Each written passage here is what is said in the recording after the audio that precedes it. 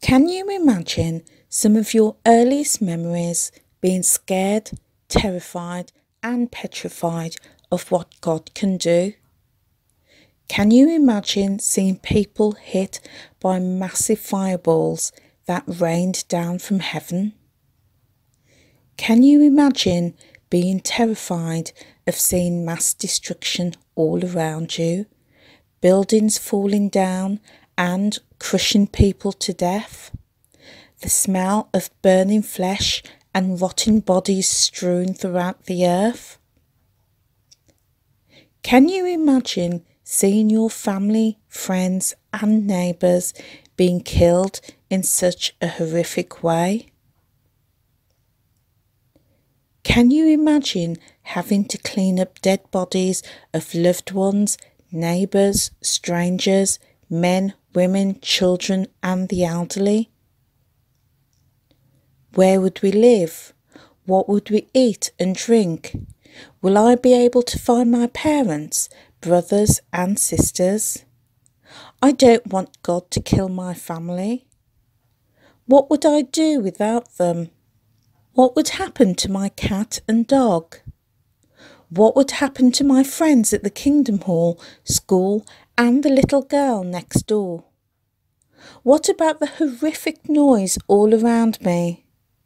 Would God kill me and my mum, dad and family? Can you imagine all this stress and worry on the mind of a 4-year-old?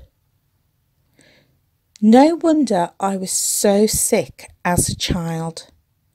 I suffered from numerous mystery illnesses which affected my joints, sleep and general health. I was shy and anxious. I couldn't concentrate and suffered with a speech impediment. I was raised a Jehovah's Witness from birth and suffered horrific and untold stress and trauma taught by the religion. My books and magazines were filled with depiction of mass destruction, and at Jehovah Witnesses meetings was constantly reminded that I would die at Armageddon if I did not please God. When my father stopped believing and going to meetings in my early years, I cried myself to sleep every night because I feared he would die at Armageddon. I begged him to continue serving Jehovah as I didn't want him to die. I remember being about 8 years old and shouting out the bedroom window into the streets that everyone needs to learn about Jehovah and worship him because I didn't want them to die at Armageddon, and I was terrified of having to clean up their dead, rotting bodies. I spent many hours looking at the sky, waiting for Jesus to appear on a white horse with his army ready to destroy people. I begged my father to take me to the car wash so I could prepare for Armageddon.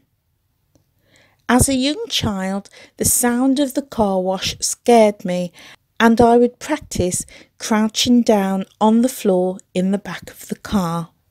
No wonder, with all this emotional and mental trauma, my immune suffered intense and excessive stress, and I carried all the symptoms of a serious and life-threatening health condition. When I was 35, I came close to death, suffering with my heart and lungs. It is only now, many years later, that I have realised why I was so desperately ill as a child. I didn't realise that the Jehovah's Witness religion ruined my childhood, physical, emotional and mental health. Whilst I no longer suffer from severe nightmares, I do live with a serious, life-threatening health condition. It is time for the governing body, the leadership team of the Jehovah's Witness religion to stop harming their members and, in particular, causing emotional and psychological distress to children. Stop now.